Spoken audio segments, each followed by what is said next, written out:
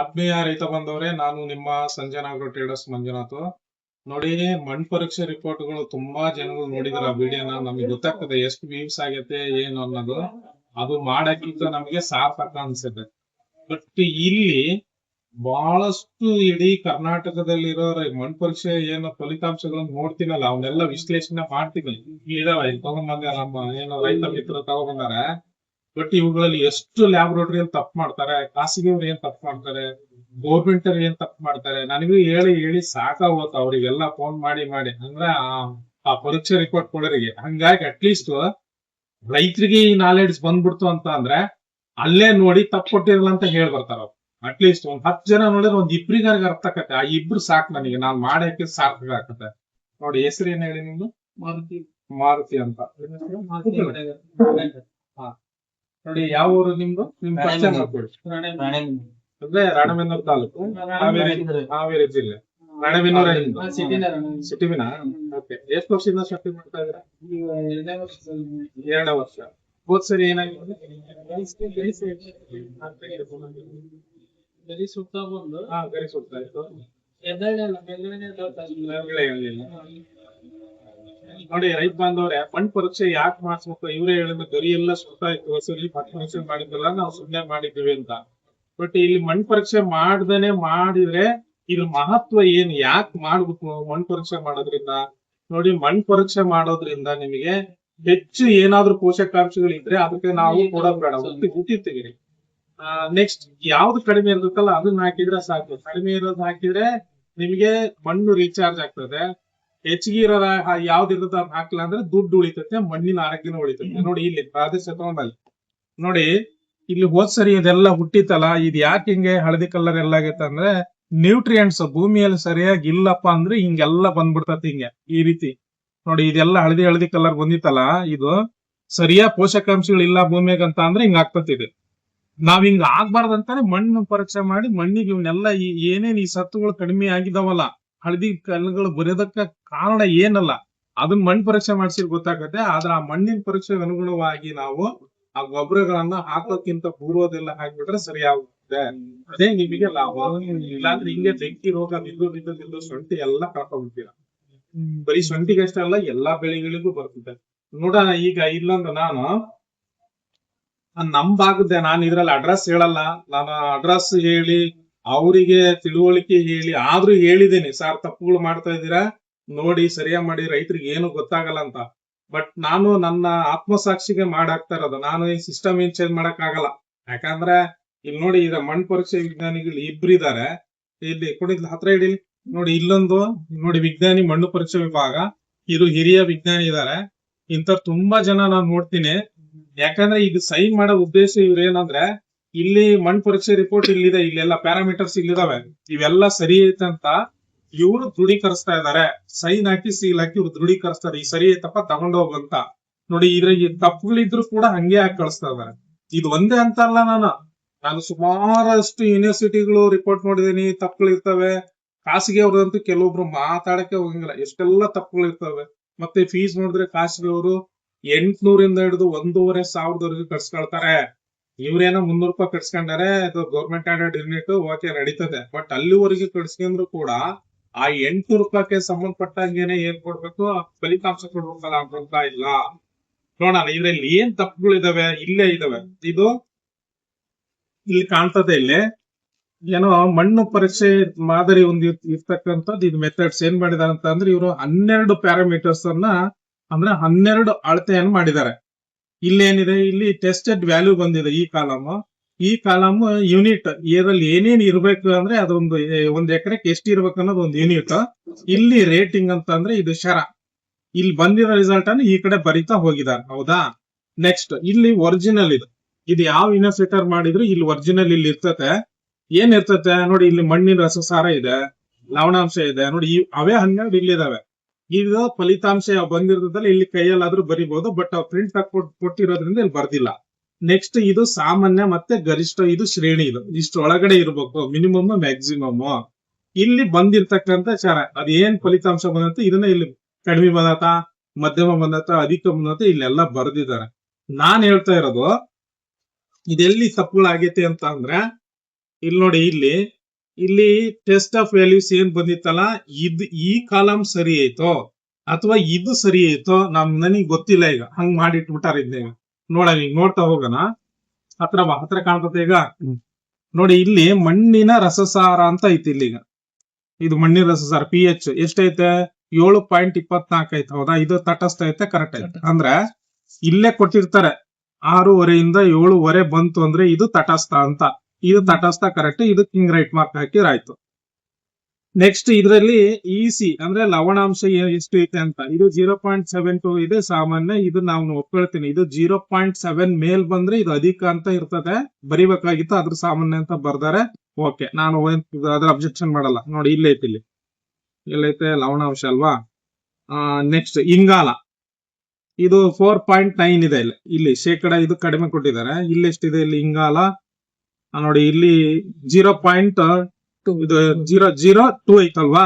ಇಲ್ಲಿ ಸಾಮಾನ್ಯ ಅಧಿಕ. ಇದು 2 ಮೇಲೆ ಬಂದ್ರೆ ಅಧಿಕ, ಇದು ಕಡಿಮೆ ಬಂದ್ರೆ ಅದು ಸಾಮಾನ್ಯ ಅಥವಾ ಮಾಧ್ಯಮ, ಹಿಂಗೆಲ್ಲ ಆಗಿರ್ತದೆ. ಈಗ ಇದ್ರ ಪ್ರಕಾರ ಹೋದ್ರೆ 0.4 ಐತೆ, ಕಡಿಮೆ ಐತೆ. ಒಪ್ಕೋಬಹುದು. ಓಕೆನಾ? ನೆಕ್ಸ್ಟ್ ಸಾರಜನಕ. ಇದು 90 ಐತೆ, ಕಡಿಮೆ ಐತೆ. ಸಾರಜನಕ ಆಲ್ಮೋಸ್ಟ್ ಆಲ್ ಎಲ್ಲಾ ಡಿಸ್ಟ್ರಿಕ್ಟ್ ಇಂದ ನೋಡಿದೀನಿ, ಕಡಿಮೆ ಇರ್ತದೆ. ಅದಕ್ಕೆ ನಿಮಗೆ ಯೂರಿಯಾ ಅತ್ಯಂತ ಕಡಿಮೆ ಬೆಲೆಗೆ ಅಂದ್ರೆ ಕೊಡೋದು, ಸಬ್ಸಿಡಿ ಜಾಸ್ತಿ ಕೊಡೋ ಗೊಬ್ಬರ. ಆ ಯೂರಿಯಾ ಭೂಮಿಯಲ್ಲಿ ಅಷ್ಟು ಇರಲ್ಲ. ಅದ್ ಹಾಕ್ಲಿದ್ರೆ ಅದಕ್ಕೆ ಬೆಳೆಗಳು ಬರಲ್ಲ, ಹಾಕಿ ಅಂತ ಯೂರಿಯಾ ಕೊಟ್ಟಿರ್ತಾರೆ. ಯೂರಿಯಾದೇನ್ ಸಮಸ್ಯೆ ಇಲ್ಲ, ಅದೆಲ್ಲ ಕಡಿಮೆನೆ ಇರ್ತದೆ. 280ರಿಂದ ಇಲ್ಲೈತಲ್ಲ 560 ಇರ್ಬೇಕು. ನಾ 320 ಹೈಯೆಸ್ಟ್ ನೋಡಿರೋದು ಇಲ್ಲಿವರೆಗೂನುವೆ. ಅದ್ರ ಮುಂದಿರಲ್ಲ. ಎಲ್ಲೋ ಅಮಾಮ ಅಂದ್ರೆ 350 ಇರ್ಬೋದು ಹೆಂಗ್ ಮ್ಯಾಕ್ಸಿಮಮ್. ಅದಕ್ಕಿಂತ ಕಡಿಮೆನೆ ಇರ್ತದೆ. ಯೂರಿಯಾ ಕರೆಕ್ಟ್ ಇರ್ತದೆ. ನೆಕ್ಸ್ಟ್ ರಂಜಕ ಇದೆ. ಇಲ್ಲಿ 8 ಇದೆ. ಇದು ಕೆಜಿ ಎಕರೆಗೆ ಮಾಡಿದಾರೆ ಇವ್ರೀಗ. ಇಲ್ಲಿ ಕಡಿಮೆ ಅಂತ ತೋರಿಸಿದಾರೆ. ಹೌದಾ? ಈಗ ಕಡಿಮೆ ಅಂತ ಅಂದ್ರೆ ಇದನ್ನ ನಾವು ಹೆಕ್ಟರಿಗೆ ಕನ್ವರ್ಟ್ ಮಾಡೋಣ. ಹೆಕ್ಟರಿಗೆ ಎಷ್ಟು ಬರ್ಬೇಕು? ಅಲ್ಲಿಗೆ 23ರಿಂದ 55 ಇರ್ಬೇಕು ನಿಮ್ ಇದ್ರಿಗೆ ಸ್ಕೇಲ್. ಇಲ್ಲಿ ರಂಜಕ ನೋಡೋಣ. ಇಲ್ಲಿ 8 ಇದೆ. ಇಲ್ಲಿ 8 ಇಂಟು 2.5 ಎಷ್ಟಾಯ್ತು? ಅಲ್ಲಿಗೆ 20 ಆಯ್ತು. ಕರೆಕ್ಟಾ? 20 ಅಂತ ಅಂದ್ರೆ ಇದ್ರ ಲೆಕ್ಕ ಹೋದ್ರೆ ಹೆಕ್ಟರಿಗೆ 20 ಬಂತು. ಇಲ್ಲಿ ಎಷ್ಟು ಬರ್ಬೇಕು? ಇಲ್ಲಿ 23 ಕೊಟ್ಟಿದ್ದಾನೆ. ಹೌದಾ? 23ರಿಂದ ಇನ್ನು ಕೆಳಗೆ ಐತಿದೆ. ಈಗ 20 ಬಂತಲ್ಲ, ಅಲ್ಲಿ ಇನ್ನು 23 ಬರ್ಬೇಕು. ಇವ್ರು ಎಲಿಜಿಬಲ್ ಸ್ಕೇಲ್ ಪ್ರಕಾರ ಹೋದ್ರ ಅಲ್ಲಿ ಏನ್ ಬರ್ಬೇಕು? ಕಡಿಮೆ ಬರೀಬೇಕು. ಹೌದಾ? ಇದು ರಂಜಕ ಕಡಿಮೆ ಐತೆ, ಕರೆಕ್ಟ್. ಒಪ್ಕೋಬೋದಾ? ನೆಕ್ಸ್ಟ್ ಇಲ್ಲಿ ದೊರೆಯುವ ಪೊಟ್ಯಾಶ್ 180 ಇದೆ. 180 ಇಂಟು ಎಷ್ಟು ಮಾಡ್ಬೇಕು? 2.5 ಹೆಕ್ಟೇರ್ಗೆ ಎಷ್ಟು ಬಂತು? 450 ಬಂತು ಅಲ್ವಾ? 450 ಅಂತ ಅಂದ್ರೆ ಇಲ್ಲಿ ಮ್ಯಾಕ್ಸಿಮಮ್ ಎಷ್ಟೈತೆ? 336 ಐತೆ. ಹೌದಾ? ಇದಕ್ಕಿಂತ ಹೆಚ್ಚಿಗೆ ಐತೆ ಅಂತ. ಮತ್ ಇಲ್ಲಿ ಯಾಕೆ ಮಾಧ್ಯಮ ಅಂತ ಕೊಟ್ರಿ? ಈಗ ಜಾಸ್ತಿ ಹೆಚ್ಚು ಅಂತ ಕೊಡ್ಬೇಕು. ಅತಿ ಹೆಚ್ಚು ಅಂತ ಕೊಡ್ಬೇಕು ಅಲ್ವಾ? ಇಲ್ಲಿ ತಪ್ಪೈತೆ ನೋಡಿ ರೈತ ಬಾಂಧವರೇ. ನಾನು ಹೇಳ್ತಾ ಇರೋದು ಮಿಸ್ಟೇಕ್ ಇಲ್ಲಿ ಕಂಡಿಡಿದೆ ನಾನೀಗ. ಇಲ್ಲಿ ತಪ್ಪೈತಿ. ಇವ್ರು ಮಣ್ ಪರೀಕ್ಷೆ ಮಾಡರೆ ತಪ್ಪು ರಿಪೋರ್ಟ್ ಕೊಟ್ಬಿಟ್ರೆ ನಾವ್ ಯಾವ ಆಧಾರದ ಮೇಲೆ ಇವರಿಗೆ ರೈತರಿಗೆ ಹೇಳ್ಬೇಕು? ಔಷಧಿ ಕೊಡೋದವನ್ನೆಲ್ಲ ಹೆಂಗ್ ಮಾಡ್ಬೇಕು? ಇದೇ ರಿಪೋರ್ಟ್ ಪ್ರಕಾರ ಕೊಟ್ರಲ್ಲಿ ಹೆಚ್ಚು ಕಡಿಮೆ ಆಯ್ತು ಅಂದ್ರೆ ಇವನೇ ಹೇಳ್ತಾನೆ ಬಂದವ. ಅಲ್ಲ ಸರ್, ನೀವ್ ಹೇಳಿದ್ರಿ ಮಣ್ ಪರೀಕ್ಷೆ ರಿಪೋರ್ಟ್ ತಗೊಂಡ್ಬಂದೆ, ಮತ್ತೆ ಅದ್ರ ಪ್ರಕಾರ ಭೂಮಿಗೂ ಹಾಕಿದೆ, ಆದ್ರೂ ಬೆಂಕಿ ರೋಗ ಬೀಳ್ತೈತೆ, ಹರಿತಾ ಇಲ್ಲ ಅಂತ ಅಂದಾಗ ಅವಾಗ ನಾನೇ ತಪ್ಪು ಮಾಡ್ಬಿಟ್ಟೆ. ತಪ್ಪು ಮಾಡಿದ್ ನಿಜ, ನಾನೇ ಮತ್ ಮಾಡಿದ್ದು. ನಾನು ಈ ಮಣ್ ಪರೀಕ್ಷೆ ರಿಪೋರ್ಟ್ ಅನ್ನ ಅವಲಂಬನೆ ಆಗಿರ್ತೇನೆ, ಇವರು ನನ್ನನ್ನ ಅವಲಂಬನೆ ಆಗಿರ್ತಾರೆ. ಅವಾಗ ಏನಾಗ್ತತಿ? ತಪ್ಪು ಇಲ್ಲ ಆದ್ರೆ ಅದು ಫುಲ್ ತಪ್ಪು ಆಗ್ಬಿಡ್ತತಿ. ನಾನ್ ಹೇಳೋದು ನೋಡಿ, ಇಲ್ಲಿ ತಪ್ಪಾಯ್ತು. ನೆಕ್ಸ್ಟ್ ಪೊಟ್ಯಾಶ್ ತಪ್ಪು ಮಾಡಿದಾರೆ. ಎರಡನೇದು ಇದು ಗಂಧಕ ಬಿಡಿ, ಹೋಗ್ಲಿ ಬೇಡ. ಜಿಂಕ್ ನೋಡೋಣ. ಜಿಂಕ್ ನೋಡಿ ಎಷ್ಟೈತಿ? 0.681 ಅಂದ್ರೆ 0.681 ಐತಿ. ಇದು ಮಾಧ್ಯಮ ಅಂತ ಕೊಟ್ಟಿದಾರಲ್ವಾ? ಇಲ್ಲೇನೈತಿ ಸ್ಕೇಲ್ ಕೊಟ್ಟಿರೋದು? ಇಲ್ಲಿದೆ ಜಿಂಕ್ ನೋಡಿ. 0.6 ಬಂತು ಅಂತ ಅಂದ್ರೆ ಇದು ಮಾಧ್ಯಮ ಅಂತ ಇರ್ತತೆ. ಇದು 1.2 ವರೆಗೂ ಇರ್ಬೋದು ಮ್ಯಾಕ್ಸಿಮಮ್. ನಾನು ಹೇಳೋದು 0.1ರಿಂದ 1.2 ವರೆಗೂ ಮ್ಯಾಕ್ಸಿಮಮ್ ಇರ್ತದೆ. ಇದ್ರಾಗ ಈಗ 0.6 ಬಂದತ್ತ ಅಂತ ಅಂದ್ರೆ ಏನು? ಅರ್ಧ ಬಂದತ್ ಈಗ ಅಲ್ವಾ? ಇದು ಎಷ್ಟು ಮಾಧ್ಯಮ ಐತೆ, ಇದು ಸರಿ ಐತೆ ನೋಡಿ. ಇಲ್ಲಿ ದೊರೆಯುವ ಬೋರಾನ್ ಇದೆ 1.1 ಇದೆ. ಹೌದಾ? 1.150 ಇದೆ. ಇಲ್ಲಿ ಮಾಧ್ಯಮ ಅಂತ ಕೊಟ್ಟಾರೆ. ಎಲ್ಲೈತೆ ಬೋರಾನ್? ಇದ್ರಾಗೆ ಇಲ್ಲೈತೆ ಬೋರಾನ್ ನೋಡಿ. 0.5 ಇದೆ. ಅಂದ್ರೆ ಇದು ಕೂಡ 1.2 ವರೆಗೂ ತಗೊಳ್ತಾರೆ ಮ್ಯಾಕ್ಸಿಮಮ್. ಇಲ್ಲ, ಆಲ್ರೆಡಿ 1.1 ಬಂದೈತೆ. ಇದು ಮ್ಯಾಕ್ಸಿಮಮ್ ಅಂತ ಕೊಡ್ಬೇಕಾಯ್ತು. ಮತ್ತೆ ಮಿನಿಮಮ್ ಮಾಧ್ಯಮ ಅಂತ ಕೊಟ್ರು. ಅಲ್ಲಿಗೆ ನಾನ್ ಹೇಳೋದು ಹಂಗಾರೆ ಇದ್ ಸರಿ ಐತಾ, ಇದ್ ಸರಿ ಐತಾ ಅಲ್ವಾ? ನಾನು ಅದಕ್ಕೆ ಹೇಳಿದೆ, ಈ ಕಡೆ ಅವ್ರು ತಟಸ್ಥ ಏನು ಶಾರ ಬರ್ದಿರ್ತಾರೆ ಇದು ಅಷ್ಟು ತಪ್ಪಾಗ್ಲಿ, ನಮಗೆ ಇದು ಎಕರೆಕಂತ ಅಷ್ಟೇ ಕೊಟ್ಬಿಡ್ಲಿ.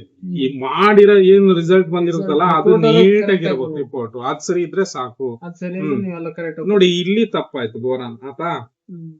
ನೆಕ್ಸ್ಟ್ ದೊರೆಯುವ ಕಬ್ಬಿಣ 1.5 ಇದೆ, ಇಲ್ಲಿ 2.5, ಇದು 4.5 ಇದೆ, ಕಡಿಮೆ ಐತೆ. ಇಲ್ಲಿ ಕಡಿಮೆ ಕೊಟ್ಟಿದ್ದಾರೆ ನೋಡಿ. ಕಬ್ಬಿಣ ನಾನ್ ರಿಪೋರ್ಟ್ ಗಳು ನೋಡಿದಾಗ 1.5 ಇರಕ್ ಚಾನ್ಸೇ ಇಲ್ಲ, ಜಾಸ್ತಿನೇ ಇರ್ತದೆ. ನಾವು ಏನೇ ಭೂಮಿಯಲ್ಲಿ ಹಾಕಿದ್ರು ಕೂಡ ಅದು ಎಲೆ ಗರಿ ಎಲ್ಲ ನೀಟಾಗಿ ಬರ್ತದೆ. ಹಿಂಗ್ ಗರಿ ಎಲ್ಲ ಬರ್ಬೇಕಲ್ಲ, ಹಿಂಗೆ ಅದ್ ನೀಟಾಗಿ ಬರ್ತದೆ. ಅದು ಕಬ್ಬಿಣದ ರೋಲೆ ಅದು ಇರಲ್ಲ. ಇದು ಕೂಡ ಎಲ್ಲ ತಪ್ಪಾಗೈತೆ ಅಂತ ಅನ್ಸತ್ ನನಗೆ. ನೆಕ್ಸ್ಟ್ ಮ್ಯಾಂಗನೀಸು, ತಾಮ್ರ ಇವೆಲ್ಲ ಕರೆಕ್ಟ್ ಇದಾವೆ, ಏನ್ ತೊಂದ್ರೆ ಇಲ್ಲ. ಸೊ ಹಿಂಗೆ ತಪ್ಪು ಮಾಹಿತಿಯನ್ನ ಕೊಡ್ತಾರೆ ರೈತರಿಗೆ. ನೀವು ರೈತರು ಏನಪ್ಪಾ ಅಂದ್ರೆ ನೀವೇ ಹುಷಾರಿ ಆಗ್ಬೇಕು ಬಿಟ್ರೆ ಕೊಡೋರೇನು, ಟೋಪಿ ಎಲ್ಲಿವರೆಗೂ ಹಾಕೊಳ್ಳೋರಿರ್ತಾರ ಅಲ್ಲಿವರೆಗೂ ಹಾಕಾರಿರ್ತಾರ, ಅಷ್ಟೇ ಅದು ಪ್ರಪಂಚ. ಹಂಗೆ ನೀವೇ ಹುಷಾರಿ ಆಗ್ಬೇಕು. ಈಗ ನೋಡಿ, ಈ ಮಣ್ಣು ಪರೀಕ್ಷೆ ರಿಪೋರ್ಟ್ ಪ್ರಕಾರನೇ ನಾನು ಹೇಳ್ತೀನಿ ಎಲೆಗಳು ಹೆಂಗ್ ಆಗ್ತವೆ ಅಂತ. ನೋಡಿ ಇಲ್ಲಿ ಈಗ ಕಬ್ಬಿಣ ಕಡಿಮೆ ಐತಂತ ಐತೆ. ಕಬ್ಬಿಣ ಕಡಿಮೆ ಐತ ಅಂತ ಅಂದ್ರೆ ಆ ಎಲೆಗಳು ಏನು ಬಂದಿರ್ತತಲ್ಲ, ಹಿಂಗೆ ಒಂದು ಎಲೆ ಅಪ್ಪ ಹಿಂಗ್ ಎಲೆ ಅಂತ ಅಂದ್ರೆ ಇದ್ರಲ್ಲಿ ಹಿಂಗೆಲ್ಲ ವೇನ್ಸ್ ಬರ್ಬೇಕಲ್ಲ, ಇದು ಬರಲ್ಲ. ಇದು ಬರದೇ ಹೊರತು ಬೇರೆ ಆಹಾರ ತಗೊಳಲ್ಲ. ಇದು ಹಳದಿ ಎಲೆ ಆಗ್ತತೆ. ಸೂರ್ಯನ ಬೆಳಕಿಗೆ ಬೇರೆ ಪೋಷಕಾಂಶ ಸಿಗಲ್ಲ, ಎಲ್ಲ ಸುಟ್ಟು ಹೋಗ್ತದೆ. ಅನುಭವ ತದಾ ಈಗ ಸುಟ್ಟು ಹೋಗ್ತದೆ. ಹಿಂಗ ಆಗ್ಬಾರ್ದಂತಾನೆ ಅದನ್ನ ಭೂಮಿಗೆ ಹಾಕ್ಬೇಕು. ಕಬ್ಬಿಣ ಎಷ್ಟ್ ಹಾಕ್ಬೇಕು ಏನ್ ಹಾಕ್ಬೇಕು ಅದನ್ನ ಹೇಳೋದ್ ಕಷ್ಟ. ಈ ಒಂದೊಂದ್ ರಿಪೋರ್ಟ್ ಮೇಲೆ ಆಧಾರದ ಮೇಲೆ ಬರೀತಾ ಹೋಗ್ಬೋದು. ಈ ಜನರಲ್ ಹೇಳೋದ್ ಕಷ್ಟ ಇದ್ನ. ನೆಕ್ಸ್ಟ್ ಇನ್ನೊಂದು, ಈಗ ಪೊಟ್ಯಾಶ್ ಇದ್ರೆ ಕಡಿಮೆ ಐತಿ. ಈಗ ಇದ್ರ ಪ್ರಕಾರ ಹೋದ್ರೆ ಜಾಸ್ತಿ ಕೊಟ್ಟಿದ್ದಾರೆ. ಒಂದ್ ವೇಳೆ ಪೊಟ್ಯಾಶ್ ಕಡಿಮೆ ಆಗ್ಬಿಡುತ್ತ ಅಂತ ಇಟ್ಕೊಳ್ಳಿ. ಪೊಟ್ಯಾಶ್ ಏನ್ ಮಾಡ್ತದೆ, ಗಿಡಗಳಿಗೆ ರೋಗ ನಿರೋಧಕ ಶಕ್ತಿಯನ್ನ ಒದಗಿಸ್ತದೆ. ಹೌದಾ? ಅದು ಅಂದ್ರೆ ಆ ಕೋಶ ಬಲ ಅಂತ ಕರಿತೀವಿ ನಾವು. ಸೆಲ್ ಫೋರ್ಸ್ ಅಂತ. ಬಲ ಅಂತ ಅಂದ್ರೆ ಅದು ಫೋರ್ಸ್ ಅಲ್ಲ, ಬಲ. ಆ ಬಲನೇ ಇಲ್ದಂಗ್ ಮಾಡ್ಬಿಡ್ತದೆ. ಪೊಟ್ಯಾಶ್ ಕಡಿಮೆ ಆಗ್ಬಿಡುತ್ತೆ ಅಂದ್ರೆ ಅದು ಡಲ್ ಆಗಿರ್ತದೆ ಗಿಡ, ರೋಗ ಬೇಗ ತುತ್ತಾಗ್ತಾನೆ ಬೆಳೆಯಲ್ಲ. ಆಯ್ತಾ? ಮತ್ತೆ ಈಗ ಬೋರಾನ್ ಒಂದು ಕಡಿಮೆ ಐತಲ್ಲ, ಇದ್ರಾಗ ಬೋರಾನ್ ಏನಾದ್ರೂ ಜಾಸ್ತಿ ಐತೆ. ಬೋರಾನ್ ಒಂದ್ ವೇಳೆ ಏನಾದ್ರೂ ಕಡಿಮೆ ಆಗ್ಬಿಡ್ತು ಅಂತ ಅಂದ್ರೆ ಅದು ಏನು ಗೆಡ್ಡೆ ಬಲಿಬೇಕಲ್ಲ, ಅದು ಹಿಂಗ್ ಕೂಡ್ಕೊಳ್ಬೇಕಲ್ಲ, ಇದೆಲ್ಲ ಇದು ಒಳಗಡೆ ಇದು ಚರ್ಮ ಕೂಡ್ಕೊಳ್ಬೇಕಲ್ಲಪ್ಪ, ಆ ರೀತಿ ಹೇಳೋದ್ ನಾವು. ಅದು ಕೂಡ್ಕೊಳಕ್ಕೆ ಬಿಡಲ್ಲ, ಬಾಯಿ ಬಿಡ್ತಾ ಇರ್ತದೆ. ಆ ಬಾಯಿ ಬಿಡ್ತಾ ಏನಾಗ್ತದೆ, ಆವಾಗ ಅದ್ರ ಒಳಗಡೆ ಪ್ರೋಟೀನ್ ಸಿಂಥಸಿಸ್ ಸರಿಯಾಗಿ ನಡೆಯಲ್ಲ, ಏನಿಲ್ಲ, ಗೆಡ್ಡೆ ನಿಮಗೆ ದೊಡ್ಡದ ಸೈಜ್ ಬರೋದೇ. ಅಡಿಕೆ ಕಾಯಿ ಆದ್ರೂ ಒಡೆದ್ ಬೀಳ್ತೈತೆ ಅಥವಾ ಉದುರಿ ಬೀಳ್ತಿರ್ತದೆ. ಹಿಂಗೆ ಒಂದೊಂದು ಪೋಷಕಾಂಶಗಳು ಎಕ್ಸ್ಪ್ಲೇನ್ ಮಾಡ್ಕೊಳ್ತಾ ಹೋದ್ರೆ ಎಲ್ಲಾ ರೀತಿ ಇದಾವೆ. ಇವನ್ನೆಲ್ಲ ಸಮತೋಲನ ಕೊಟ್ರೆ ಏನಾಗ್ತದೆ ಅಂದ್ರೆ ಭೂಮಿ ಚೆನ್ನಾಗಿರ್ತದೆ. ಒಂದು ಭೂಮಿ ಆರೋಗ್ಯ ಚೆನ್ನಾಗಿರ್ತದೆ. ಎರಡನೇ ನಿಮ್ ಜೇಬ್ ಅಂದ್ರೆ ಖರ್ಚಾಗಲ್ಲ, ಬೆಳೆನೂ ಚೆನ್ನಾಗಿರ್ತದೆ. ಇದು 3 ಆಂಗಲ್ ಅಲ್ಲಿ ಕೆಲಸ ಮಾಡುತ್ತೆ. ಮತ್ತೇನಾದ್ರು ಶೇರ್ ಮಾಡೋದಿದೆಯಾ? ನೋಡ್ತಾ ರೈತರು ಬಂದವರಿಗೆ ಇದು ತಪ್ಪು ಏನ್ ಅನಿಸ್ತೀನಿ ಈಗ ನಿಮ್ಮ ಅನುಭವ? ಗೊತ್ತಾಯ್ತು ಸರ್, ನಾವೆಲ್ಲ ಕರೆಕ್ಟ್ ಐತಿ ಅಂತ ಕೇಳ್ಕೊಂಡು ಬಂದ್ವಿ.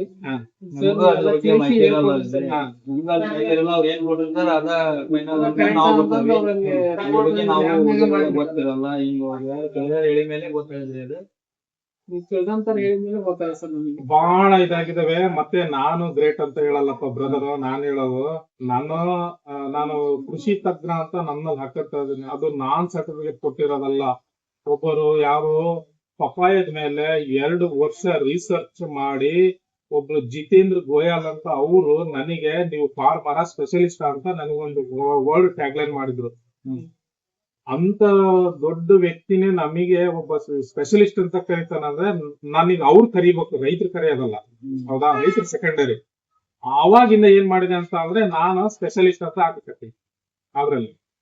ಎರಡನೇ ತುಂಬಾ ಜನಗಳು ಡಾಕ್ಟರ್ಗಳು ಅವರು ಇವರು MD ಆಗಿರ್ತಾರೆ, ಹಾರ್ಟ್ ಸರ್ಜನ್ ಆಗಿರ್ತಾರೆ, ಅವರು ಅಡಿಕೆ ತೋಟ ಇರ್ತಾವಲ್ಲ, ಅವರೆಲ್ಲ ಕೂಡ ರಿಯಲ್ ಸೈಂಟಿಸ್ಟ್ ಅಂದ್ರೆ ನೀನಪ್ಪ ಫೀಲ್ಡ್ ಅಲ್ಲಿ ಹೋಗಿ ಎಂತರಿಗೆ ನೋಡೋಕೆ ಅರ್ಥ ಆಗ್ತದೆ, ಏನ್ ಅಕ್ಯುರಸಿ ಇರ್ತಲ್ಲ ಸೈಂಟಿಫಿಕ್ ಆಗಿ ಹೇಳ್ತೀವಿ ಅಂತ ಅಂದ್ರೆ ಅದಕ್ಕೋಸ್ಕರ ನಾವು ಕಟ್ಟಿರ್ತೀವಿ. ಬಟ್ ಇದ್ ಯಾಕೆ ಹೇಳ್ತಾನೆ ಅಂದ್ರೆ ಈ ಮಾತನ್ನ ಅರ್ಧಂಬರ್ಧ ತಿಳ್ಕೊಂಡು ಇವತ್ತು ಇಡೀ ಪ್ರಪಂಚದಲ್ಲಿ ನಾನು ಕೃಷಿ ತಜ್ಞ ಅಂತ ಹಾಕಿರ್ತಾರೆ. ನನಗೆ ಹಾಕೊಳಕ್ ಬೇಜಾರಿಲ್ಲ. ಈ ಪ್ರಪಂಚ ವಿಶಾಲವಾಗೈತೆ. ಅಟ್ಲೀಸ್ಟ್ ಅಷ್ಟು ಜ್ಞಾನ ಇಟ್ಕೊಂಡು ಹಾಕಿದ್ರೆ ಆ ವರ್ಲ್ಡ್ಗೆ ಬೆಲೆ ಇರ್ತದೆ.